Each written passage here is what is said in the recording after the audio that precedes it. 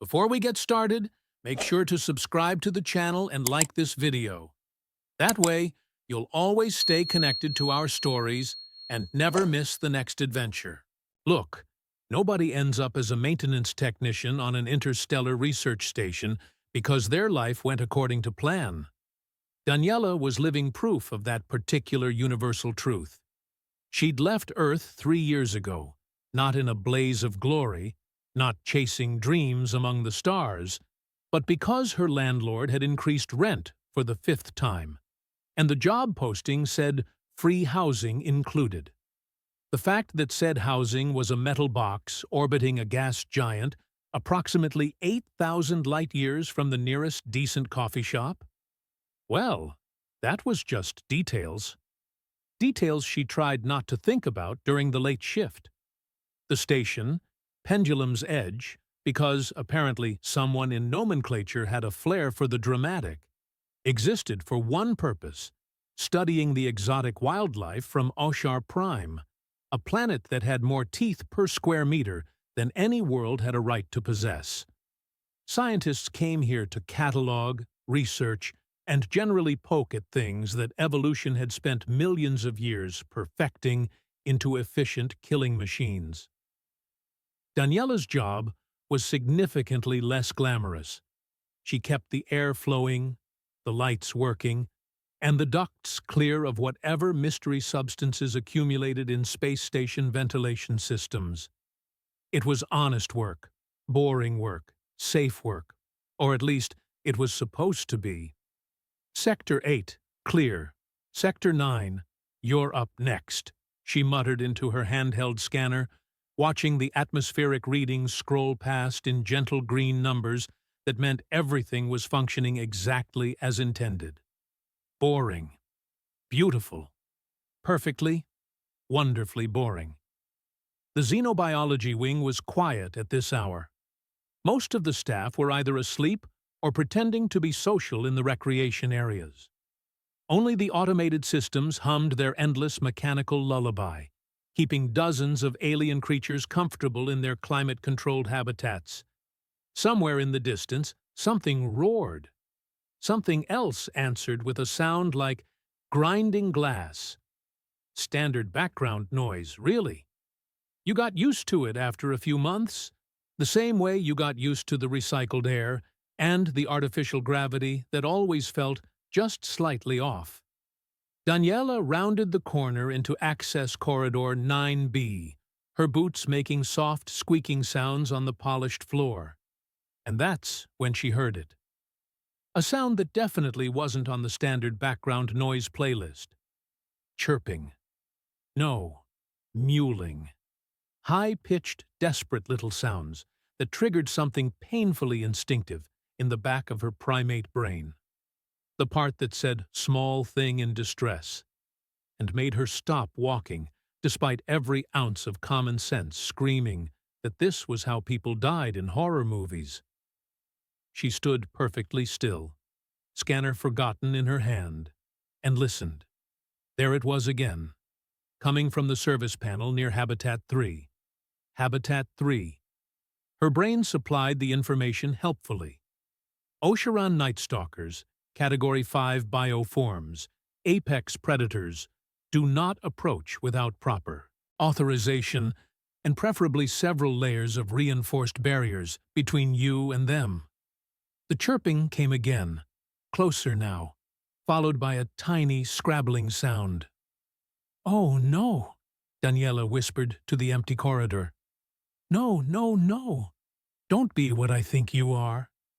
She approached the service panel slowly, the way you might approach a suspicious package or a co-worker who wanted to discuss their feelings.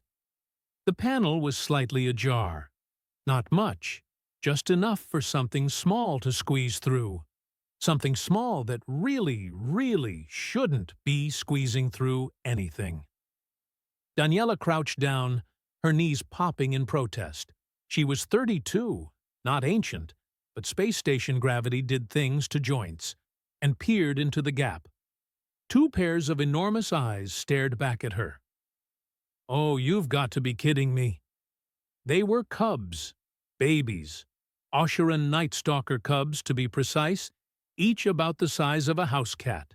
If house cats had 6 legs, crystalline fur that shimmered between midnight blue and deep purple, and faces that looked like someone had taken a wolf, a bat, and a very angry owl, and blended them in a cosmic mixer. Their ears were too big for their heads, swiveling independently like tiny radar dishes. Their paws were too big for their bodies, all uncoordinated and clumsy in that way that baby predators always were before they grew into their murder mittens. And they were absolutely terrified. The bolder of the two, she could tell by the way it had pressed itself to the front of the opening, while its sibling cowered behind, made a tiny, questioning chirp at her. Its crystalline fur was standing on end, making it look like a particularly anxious pom-pom. Daniela's mind raced through her options with the speed of someone who was definitely not paid enough for this situation. Option 1. Hit the emergency alarm. Security would come running, led by Lieutenant Briggs, who had all the warmth and flexibility of a combat robot, and would probably secure the cubs with stun nets and tranquilizer rounds. The cubs would panic, someone would get hurt, and she'd get to fill out approximately 6,000 forms explaining why she didn't hit the alarm sooner. Option 2. Call Dr. Arya, the xenobiologist who actually knew these creatures. Sensible, responsible.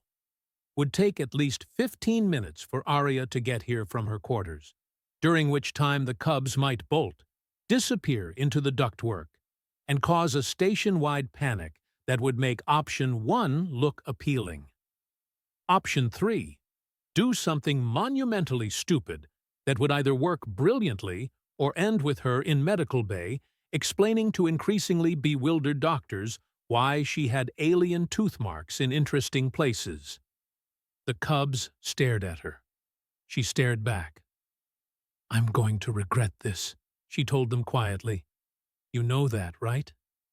This is a terrible idea." The bolder cub chirped again, softer this time. Behind it, the nervous sibling made a tiny, warbling sound of pure misery. Daniela looked left, empty corridor. Looked right, also empty. The universe was giving her just enough rope to hang herself with, apparently. She slowly, and she really couldn't emphasize the slowly part enough, sat down on the floor, crossing her legs in front of her.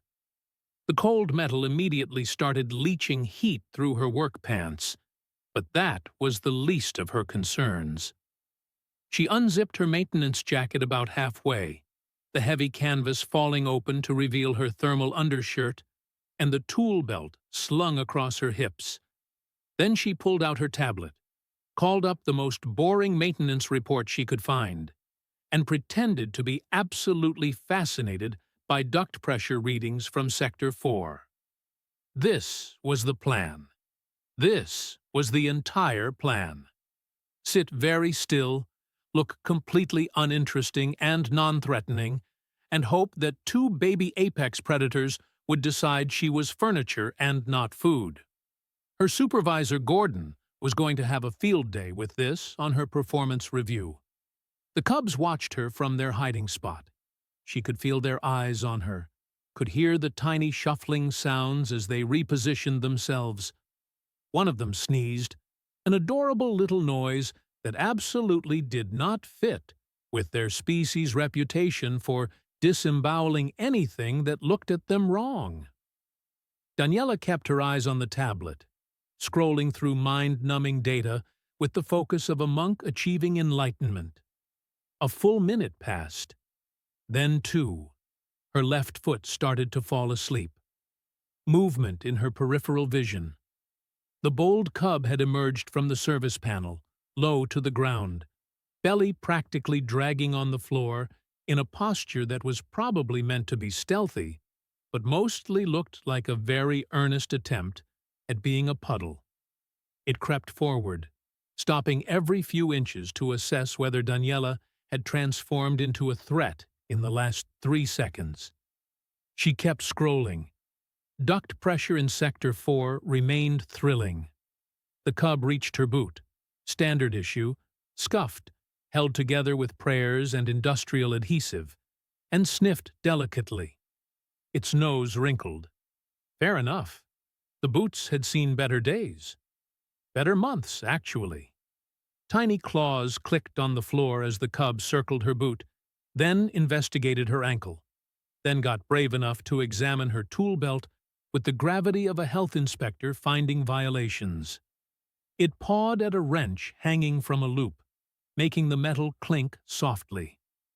Behind it, the nervous sibling had poked its head out of the service panel, but showed no signs of committing to full emergence. It made worried little sounds, like someone's anxious grandmother watching their grandchild climb a tree. The bold cub, having determined that Daniela's boots and tools were neither food nor threat, made an executive decision. It placed one oversized paw on her knee. Daniela's heart hammered against her ribs, but she kept her breathing steady, kept her eyes on the tablet. Just furniture. Completely boring furniture. Nothing to see here. Small murder kitten. The cub applied more weight, testing, and then, with all the grace and coordination of a drunk toddler attempting parkour, scrambled up her leg. Claws. There were definitely claws involved, sharp ones. They poked through her work pants in 6 distinct points of ow that she absolutely could not react to, because reacting would mean moving, and moving would mean scaring the cub, and scaring the cub would mean explaining to medical why she needed a tetanus shot and possibly a prayer circle. The cub reached her lap, paused to reconsider its life choices, then spotted the open jacket. Oh no. Oh yes. With the determination of someone who had found the perfect hiding spot in a cosmic game of hide-and-seek, the cub dove into her jacket. Daniela's internal monologue, if translated into polite conversation, would have been something like, "This is fine. This is absolutely fine. There is a baby apex predator currently burrowing between my jacket and thermal shirt. This is a normal Thursday. Everything is normal. Don't panic. Panicking is for people who make good decisions, and we are clearly past that point." The cub wiggled, adjusted, and settled against her stomach with a contented little chirp that suggested it had found the perfect spot and would be filing for permanent residence. Its sibling, watching this entire display with the wide-eyed horror of someone witnessing a friend do something unbelievably stupid, made a decision. It bolted from the service panel in a flurry of uncoordinated legs and crystalline fur, skittered across the floor with all the traction of ice skates on butter, and launched itself at Daniela's lap with exactly 0 planning involved. She nearly dropped the tablet. Nearly. Instead, she gripped it harder and kept her breathing even as the second cub scrambled up her legs. More claws, fantastic. Her pants were probably Swiss cheese at this point, and dove into the jacket to join its sibling. Both cubs wriggled for position. There was a brief, muffled squabble involving tiny growls and what might have been miniature slap fighting. Then they settled, curled against each other and against her thermal shirt, their combined body heat creating a warm spot that would have been pleasant under literally any other circumstances. One of them kneaded her stomach with its paws, tiny claws catching on fabric. The other one sighed, actually sighed, like a tired child finally getting into bed, and tucked its head under its sibling's chin. And then, because the universe had a sense of humor darker than the space between stars, her communicator beeped.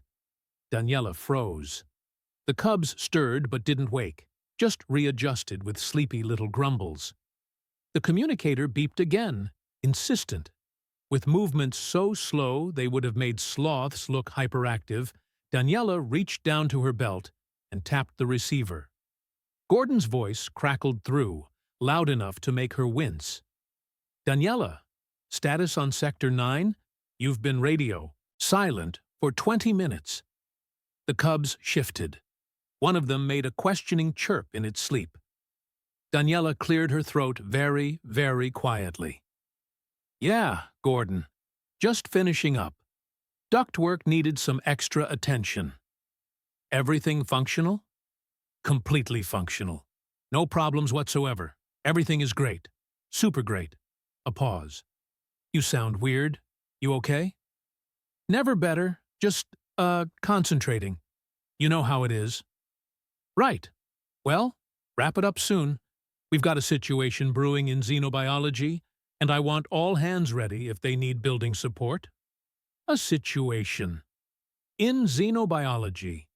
Daniela looked down at her jacket, which was now gently rising and falling with the breathing of two sleeping alien predators. What kind of situation? Not sure yet. Something about missing specimens. I'll keep you posted. The communicator clicked off. Daniela sat very, very still in the empty corridor, her tablet still displaying duct pressure readings, her jacket now serving as a very unauthorized nursery for two Category 5 bioforms. From somewhere in the distance, an alarm started to sound. Not the emergency klaxon, just the alert tone that meant personnel needed to pay attention to station-wide announcements. Dr. Aria's voice came over the intercom, and even through the speakers, Daniela could hear the barely controlled panic. Attention, all personnel. We have a Code Amber situation in xenobiology. 2 juvenile night stalkers are missing from Habitat 3. I repeat, 2 juvenile night stalkers are unaccounted for. All personnel are advised to maintain safe distance and report any sightings immediately to security or xenobiology staff. Do not attempt to approach or capture. These are Category 5 bioforms and should be considered dangerous despite their size. The cubs in Daniela's jacket snored softly, completely unaware that they were the subject of a station-wide alert. Daniela looked at her tablet, then at her bulging jacket, then at the ceiling, as if the universe might offer some explanation for how her boring maintenance shift had transformed into this particular band of chaos. Immediately, she whispered to herself, testing the word. Such a flexible concept, really. Immediately could mean right now. Could also mean in 5 minutes, or 10, or whenever these tiny terrors wake up on their own, and I can figure out how to explain this without getting fired, arrested, or possibly studied by the xenobiology department myself. One of the cubs yawned in its sleep, showing rows of needle-sharp teeth. Daniela took a deep breath, saved her maintenance report, and began the mental calculations for what was rapidly becoming the second worst decision of her life. The first worst decision had been coming to this station in the first place. But at least she'd never been bored. Here's a fun fact about Oshiran night stalkers that the research briefs never quite emphasized. Their cubs could purr. Not the gentle rumbling of an earth cat, but a strange, crystalline vibration that felt like holding a very small, very content tuning fork against your ribs. Daniela discovered this approximately 30 seconds after the station-wide alert, when both cubs apparently decided that her body heat and heartbeat were the perfect combination of safe and comfortable, and began producing this sound that she could feel more than hear. It was, objectively speaking, adorable. It was also, objectively speaking, a massive problem. She couldn't stay in this corridor forever. Her shift wasn't over. Gordon would expect her to check in again within the hour, and sitting in one spot for that long would raise questions. Questions like, why are you sitting on the floor? And is that moving under your jacket? And would you like to explain to Lieutenant Briggs personally why you're harboring fugitive bioforms? The cubs shifted in their sleep, readjusting positions with little grunts of effort. One of them had somehow wedged itself partially under her tool belt. The other had its head tucked against her collarbone, breath warm through the thermal shirt. Moving was going to be interesting. Daniela took a deep breath, engaged her core muscles in a way that would have made her old gym teacher proud, and slowly, painfully, glacially slowly, began to stand. The cubs stirred. Their purring hitched. She froze halfway up, thighs burning from holding the position. The purring resumed. She continued her ascent, moving like she was balancing a house of cards on her head, like she was made of glass, like she was attempting to defuse a bomb that happened to be sleeping in her jacket.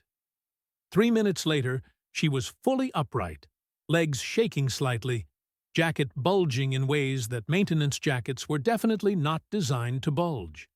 The cubs slept on, blissfully unaware that they were now mobile.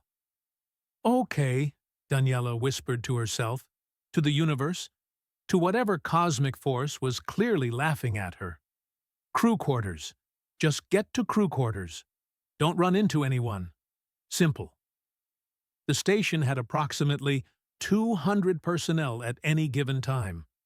The odds of making it from xenobiology to crew section 6 without encountering a single soul were, conservatively, astronomical. She began walking, each step carefully measured, her torso held rigid like someone had replaced her spine with a steel rod. Her arms she kept loose at her sides, resisting the powerful urge to cradle her jacket like she was carrying something precious. Because she absolutely was not carrying anything. Nothing at all. Just a maintenance tech going about her normal, boring business. The corridor stretched ahead, empty and promising. She made it past Habitat 5, past the sample storage, past the observation deck where... "Daniela!" She stopped so abruptly one of the cubs made a sleepy protest sound. Siobhan rounded the corner, arms full of sample containers, her red hair escaping from its bun in enthusiastic directions. The botanist had the kind of perpetual cheerfulness that suggested either enlightenment or extremely good pharmaceuticals. "Hey!" Siobhan's smile faltered slightly. "You okay? You're walking really weird." Daniela's brain, which had been doing such a good job until this moment, briefly short-circuited. "Throughout my back. Duct panels. You know how it is." "Oh no. That's awful." Siobhan shifted her containers, genuine concern on her face. "Want me to walk you to medical?" "No." Too loud. Too desperate. One of the cubs shifted, a tiny paw poking visibly against the jacket fabric. Daniela coughed, hunching forward slightly to hide the movement. "No, I mean, it's not that bad. Just gonna shower and sleep it off." Siobhan tilted her head, studying her. "You sure? You're holding yourself really stiff." "Yep, very sure. Super sure. I'm fine. Everything's fine." A cub made a sound, quiet, barely audible, but definitely not human. Siobhan blinked. "What was that?" "My stomach." Daniela didn't miss a beat. Skipped dinner. Bad decision. Really regretting it. That sounded weird for a stomach. "Yeah, well, the recycled food does weird things sometimes. Probably shouldn't have had that protein bar from the back of the storage locker." Siobhan laughed, some of the suspicion leaving her face. "Oh, I've been there. Listen, get some rest, okay? And if your back gets worse, promise you'll see someone?" "Promise. Scout's honor. All the honors." Siobhan smiled and continued past, her boots echoing down the corridor. Daniela waited until the sound faded completely, then let out a breath that was approximately 60% relief and 40%, "I can't believe that worked." The cubs were stirring now, more active, making little questioning sounds. One of them was definitely awake. She could feel it shifting with purpose rather than sleep adjustment. She needed to move. Now. Daniela picked up her pace, still careful but faster, passing through Junction 4 toward the crew quarters. Almost there. Just another 2 corridors and… She stopped. Ahead, through the transparent observation panel, she could see the security station. Lieutenant Briggs stood at the center console, surrounded by 3 security personnel, all of them studying a large holoscreen. On the screen were the cubs. Well, not her cubs specifically, but images of Night Stalker cubs, teeth bared, claws extended, looking significantly more intimidating than the sleepy lumps currently residing in her jacket. Briggs was talking, his voice carrying through the open doorway. Category 5 bioforms. They may be juveniles, but they can bite through standard armor plating. Approach with extreme caution, stun settings only, and maintain distance.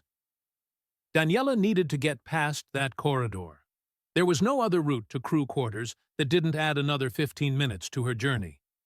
She straightened her posture as much as she dared, adopted the expression of someone thinking very boring thoughts about maintenance schedules, and walked. Don't look suspicious. Don't walk weird. Absolutely do not let anyone notice that your jacket appears to be moving. She made it 3 steps past the security station when Briggs called out, "Hey, Daniela!" Every muscle in her body wanted to run. She turned instead, keeping her movements minimal. "Lieutenant, you've been working the xenobiology wing tonight?" "Yes, sir. Duct maintenance." "See anything unusual? Anything at all?" A cub chose that moment to adjust position, its head poking up near her collarbone, creating a very obvious bulge. Daniela coughed violently, doubling over just enough to hide the movement, one hand coming up to her chest in what she hoped looked like a natural gesture. Just cough. Just the usual. Dust. Mystery stains. What might be someone's lunch from last month? Cough. Think I inhaled something nasty in the ducts. Briggs frowned. You should get that checked. Will do. Right after I shower off this shift. Permission to continue, sir? He waved her on, already turning back to his team and their tactical planning. Daniela walked. Not too fast, not too slow. Like someone who definitely did not have 2 baby apex predators currently waking up in her jacket and beginning to investigate their surroundings with increasingly curious pause. She made it around the corner. Then another. The entrance to Crew Section 6 appeared like a beacon of salvation. She was going to make it. She was actually going to make it. One of the cubs yawned, a tiny squeaking sound, and began kneading her stomach with renewed enthusiasm. The door to her quarters had never looked so beautiful. Daniela's quarters were exactly what you'd expect from station housing. A metal box with a bed, a desk, a storage locker, and a bathroom so small you could shower, brush your teeth, and contemplate your life choices all at the same time without moving your feet. The walls were the particular shade of beige that interior designers probably called functional neutral, and everyone else called soul-crushing. Right now, it looked like paradise.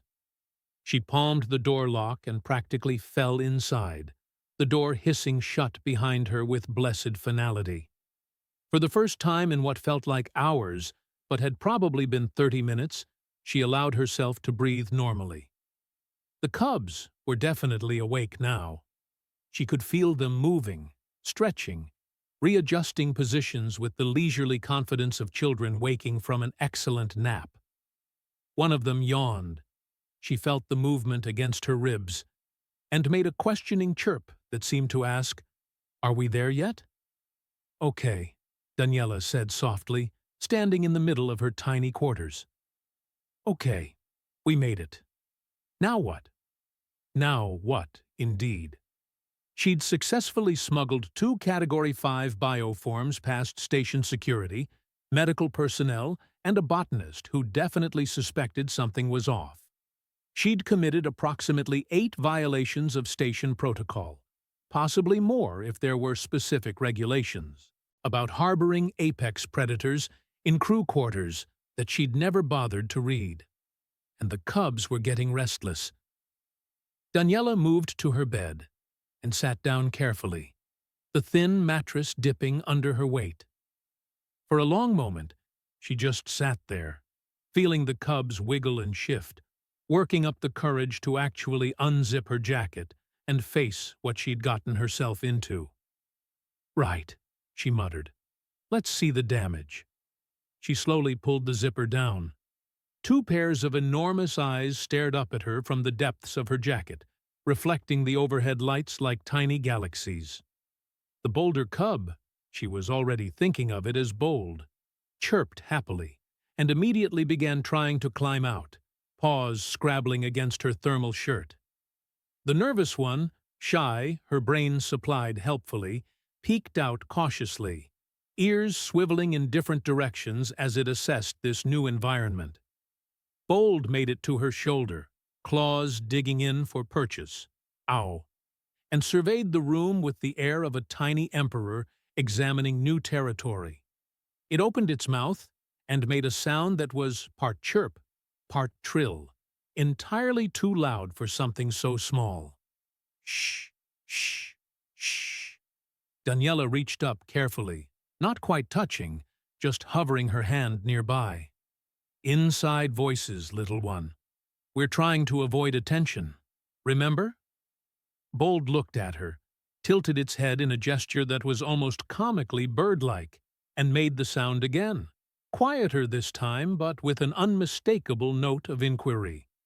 Shy had extracted itself from the jacket now and was investigating the bed with delicate steps, sniffing the thin blanket, pawing at a wrinkle in the fabric.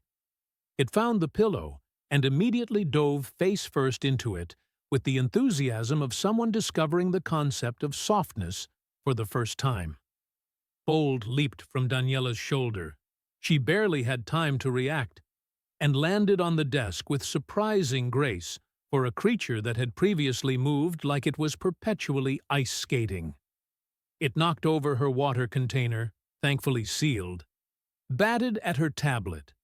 "Please don't break that, please." And discovered the fascinating world of writing implements when it sent 3 styluses clattering to the floor. "Oh, this is great," Daniela said, watching her quarters transform into a jungle gym. "This is exactly what I needed. Tiny chaos agents." Shy had somehow managed to burrow completely under the pillow, and was now just a lump under thermal weave fabric, occasionally wiggling. Bold was attempting to climb the wall storage unit, claws scraping against metal with sounds that definitely could be heard in adjacent quarters if anyone was listening. Daniela stood up, moved to the storage unit, and gently, very gently, extracted Bold before it could reach the top shelf, where she kept things that definitely shouldn't be investigated by curious alien predators. The cub squirmed in her hands, surprisingly light, its crystalline fur soft, but with an underlying texture like very fine wire. Bold looked at her, made a protesting sound, and then, without warning, licked her nose with a tongue that felt like warm sandpaper. "Okay," Daniela said, holding the cub at arm's length while it dangled contentedly. "We need ground rules. Rule 1, no climbing things. Rule 2, no breaking things. Rule 3, absolutely no making noise that will alert everyone on this station that I'm harboring fugitives." Bold blinked at her slowly. "I see we're going to have enforcement issues." She set the cub down on the bed, where it immediately pounced on the pillow lump that was Shy.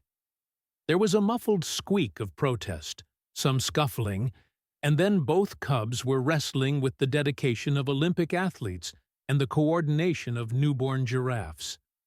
Daniela watched them tumble across her bed, tiny growls and chirps filling her quarters, and felt something in her chest that was probably either affection or a developing anxiety disorder.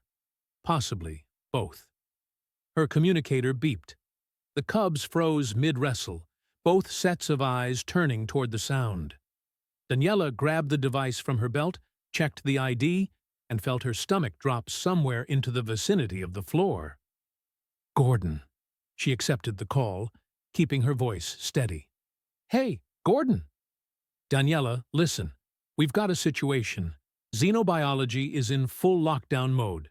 Dr. Arya is requesting building-wide cooperation for the search. I need you to do a sweep of all maintenance corridors in your sector. Check for any signs of the missing specimens. Behind her, Bold had discovered that the blanket made interesting rustling sounds when pawed at. Shy was attempting to climb onto Daniela's pillow, making tiny grunts of effort. A sweep. Right. Of the maintenance corridors. You sound distracted. Everything okay? Fine. Just tired. Long shift. When do you need the sweep completed? Within the hour, if possible. These things are juveniles, but they're still dangerous. If you see anything, and I mean anything, don't approach. Just hit your emergency beacon and get clear. Understood? Bold had somehow managed to flip the blanket over itself and was now thrashing underneath it like a very small, very determined ghost. Understood. Completely. Totally. Will definitely not approach any dangerous bioforms. Good. And Daniela? Get some rest after this. You really do sound off. The call disconnected. Daniela looked at the cubs. The cubs, having worn themselves out from approximately 3 minutes of vigorous play, were now sprawled across her bed in poses that suggested either complete exhaustion or very dramatic death scenes. So, she said to them quietly, here's the situation. Everyone on this station is looking for you. Security wants to capture you. Your mom is probably going insane. And I have to somehow figure out how to return you without getting arrested, fired, or possibly dissected for science.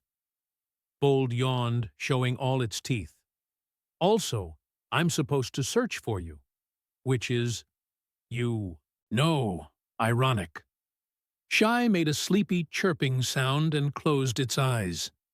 Daniela sat on the edge of her bed, careful not to disturb the cubs, and pulled out her communicator. She stared at it for a long moment, thumb hovering over the contact list. She could keep pretending. Could drag this out, wait for the cubs to wake up again, try to figure out some way to return them anonymously. She could play dumb, act surprised when they were eventually found. Or she could do something that felt monumentally stupid but was probably the right choice. She scrolled through her contacts, found the name she was looking for, and opened a private channel. Her finger hesitated over the send button. This is a bad idea, she told the sleeping cubs. You know that, right? This is probably the worst idea I've had all night, and considering the competition, that's saying something. Bold snored softly. Right. Here goes nothing. She typed out the message. Dr. Arya, hypothetically speaking, if someone found your missing cubs and they were currently asleep on said someone's bed, what would be the best way to handle that situation? Asking for a friend, a very stressed friend who makes questionable life choices. She hit send before she could change her mind. 3 seconds later, her communicator buzzed with an incoming call. Daniela looked at the screen, Dr. Arya's ID flashing insistently, then at the cubs, then back at the screen. Well, she said to the universe at large, I guess we're doing this? She accepted the call. Are you telling me, Dr. Arya's voice came through, tight with barely controlled emotion that might have been relief or fury or both, that you have them, right now, in your quarters? Hypothetically. Daniela, this is not a hypothetical situation kind of moment. Okay, fine. Yes, I have them. They're sleeping. They're fine. Completely unharmed. Maybe a little too interested in knocking things off my desk, but physically fine. A long pause. Then, don't move. Don't do anything. I'm coming to you right now. And Daniela? Yeah? We're going to have a very long conversation about station protocols. Looking forward to it. The call ended. Daniela looked at the cubs, still sprawled across her bed in peaceful slumber, completely unaware that their impromptu sleepover was about to end. Hear that, you two? The grown-ups are coming. Time to face the music. Bold cracked open one eye, looked at her, and went back to sleep. Yeah, Daniela said, allowing herself a small smile. That's pretty much how I feel about it, too. Dr. Arya arrived in under 5 minutes, which meant she'd probably sprinted through 3 sections of the station in a way that was definitely against safety protocols. She came through the door like a small, determined hurricane, carrying a specialized transport carrier and wearing an expression that suggested she was cycling through approximately 12 emotions simultaneously and hadn't decided which one to commit to yet. She stopped in the doorway, breathing hard, and stared at Daniela's bed. The cubs had woken at the sound of the door opening. Bold was sitting up, ears perked forward with interest. Shy had pressed itself against Daniela's leg, seeking protection from this new human. They're really here, Arya said quietly, something like wonder creeping into her voice. You actually have them. Yeah. Surprise? Daniela offered weakly. Arya stepped inside, letting the door close behind her. She was younger than Daniela had expected, maybe late 20s, with dark skin and hair pulled back in a practical bun that was currently listing to one side from her sprint through the station. Her lab coat was buttoned wrong. Her eyes were slightly wild. She also moved with the careful deliberation of someone who knew exactly how dangerous the creatures in front of her could be. How long have you had them? Arya asked, setting the carrier down slowly. About an hour, maybe a bit more. Found them near Habitat 3, scared out of their minds. They crawled into my jacket and fell asleep before I could do anything about it. Before you could do anything, Arya repeated, a note of skepticism entering her voice. Okay, before I decided to do anything, which, in hindsight, might have been stupid. Might have been. Arya moved closer, her movements smooth and unthreatening. Bold watched her with interest, head tilting. Do you have any idea how lucky you are? Night stalkers don't approach unknown species. They especially don't seek physical contact, even the juveniles. They were terrified. I just sat down and waited. You just sat down and waited, Arya said, and now there was something else in her voice. Not quite admiration, but close. While 2 Category 5 bioforms decided whether to run or rip your face off. When you put it that way, it sounds worse. Bold chirped and took a tentative step toward Arya. The doctor froze. Don't move, Daniela said quietly. Let it come to you. Arya stayed perfectly still as Bold approached, sniffing carefully at her boots, her lab coat, working its way up with the thoroughness of a customs inspector. After a moment, it sat down and looked up at her expectantly. What does it want? Arya whispered. No idea. I'm not exactly an expert here. Bold chirped again, more insistently, and patted Arya's leg with one paw. I think, Arya said slowly, it wants me to sit down. She lowered herself carefully to the floor, cross-legged, and Bold immediately climbed into her lap with the confidence of someone who'd just been invited to the best seat in the house. It turned in a circle twice, then settled, that strange crystalline purr starting up again. Arya's expression transformed into something between shock and delight. Oh, this is incredible. Shy, seeing its sibling apparently safe, ventured down from the bed and approached with more caution. It investigated Arya from a distance, then looked at Daniela as if seeking permission. "Go on," Daniela encouraged softly. "She's safe." Shy crept forward and, after a moment's hesitation, pressed against Arya's side. "They've bonded with you," Arya said, looking up at Daniela with something like awe. "They've actually bonded. With a human. This shouldn't be possible." "Well, they don't seem to have gotten the memo about what's possible." Arya was quiet for a moment, one hand hovering over Bold's head, before very gently making contact.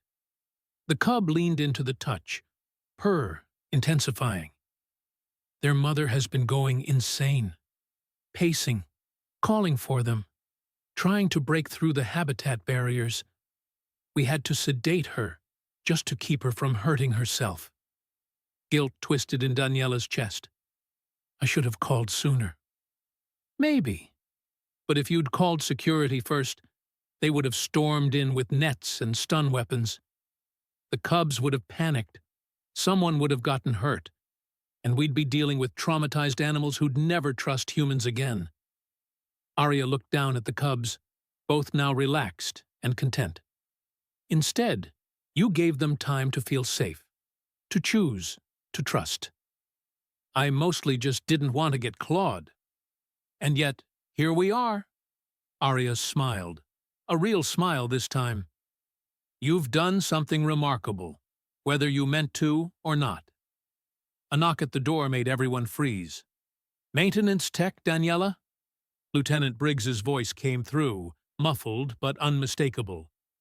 "I need to ask you some questions about—" Arya moved faster than Daniela had thought possible. She had her communicator out and was speaking before Briggs could finish his sentence. "Lieutenant, this is Dr. Arya. I'm in crew quarters, Section 6, with a civilian consultant. Please hold all questions until I've completed my debrief." Silence from the other side of the door. "Is there a problem, Doctor?" "No problem. Just need another 15 minutes. I'll send a full report shortly." More silence, then, "Understood. 15 minutes." Footsteps retreated down the corridor. Daniela let out a breath she hadn't realized she was holding. "Civilian consultant?" "Well, you are now." Arya gently extracted herself from the cubs and reached for the carrier. "Help me get them into this. We need to get them back to their mother before Briggs decides to come back with more questions." Together, they coaxed the cubs into the carrier. Bold went willingly, curious about the new space, while Shy needed more encouragement. Once both were inside, peering out through the transparent panels with those enormous eyes, Arya secured the door and stood. "What happens now?" Daniela asked. Now I return them to Habitat 3, reunite them with their very worried mother, and spend the next several hours documenting what is going to be a landmark paper in xenobiology." Arya paused at the door, carrier in hand. "And you're going to help me." "I'm going to what?" "They bonded with you, Daniela. That makes you valuable, both to my research and to these cubs. How would you feel about a transfer?" "A transfer to what?" "Xenobiological liaison assistant. It's a fancy title for someone who helps socialize rescued or relocated animals that are too stressed for standard protocols. Turns out you have a gift for it. Who knew?" Daniela looked at the carrier, at the two cubs pressing their faces against the transparent panels, at this scientist who was offering her a way out of maintenance work and into something she'd never considered. "I'm just someone who makes questionable decisions. The best people usually are." Arya opened the door, checked the corridor, then looked back. "Think about it. In the meantime, come with me. The cubs should see a familiar face when we introduce them to their mother." They made their way through the station together, Arya carrying the cubs, Daniela following close behind. When they reached Habitat 3, the mother Night Stalker was pressed against the observation window, making low, distressed calls. She saw the carrier and went absolutely still. Arya opened the habitat access, following about 15 different safety protocols that Daniela definitely didn't understand, and released the cubs into the environmental chamber. For a moment, nobody moved. Then the mother bounded forward, and the cubs ran to meet her, and there was a collision of crystalline fur and chirps and purrs that made Daniela's chest ache in the best possible way. The mother checked over her babies with frantic thoroughness, sniffing, nuzzling, making soft sounds that needed no translation. Then she looked up, directly at Daniela through the observation glass. Their eyes met. The mother Night Stalker dipped her head once, a slow, deliberate gesture, and went back to her cubs. "Did she just—" Daniela started. "Thank you?" Yes, she did." Arya was grinning. "So, about that job offer." Daniela watched the family reunion, watched Bold and Shy settle against their mother with absolute contentment, and thought about ductwork and maintenance reports, and boring, predictable shifts where nothing interesting ever happened. When do I start? 3 days later, Daniela found herself in the xenobiology wing, not fixing ducts, but sitting in an observation room with a data pad full of behavioral notes, and a job description that included phrases like interspecies communication specialist and wildlife acclimation coordinator. Bold and Shy still recognized her. They'd press against the habitat glass whenever she visited, chirping greetings, their crystalline fur catching the light. Gordon had been confused, but supportive. Lieutenant Briggs had been suspicious, but ultimately had no grounds to object. Siobhan had laughed for 5 minutes straight when she heard the news. And Daniela, who'd come to this station because rent was too high and space housing was free, who'd spent 3 years in maintenance living the boring life she'd thought she wanted, discovered something unexpected. Sometimes the best decisions were the stupid ones.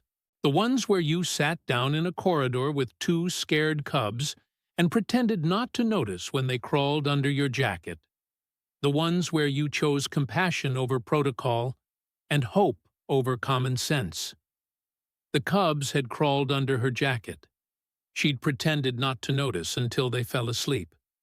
And somehow, against all reasonable odds, everyone had lived to tell the tale. Humans. Go figure.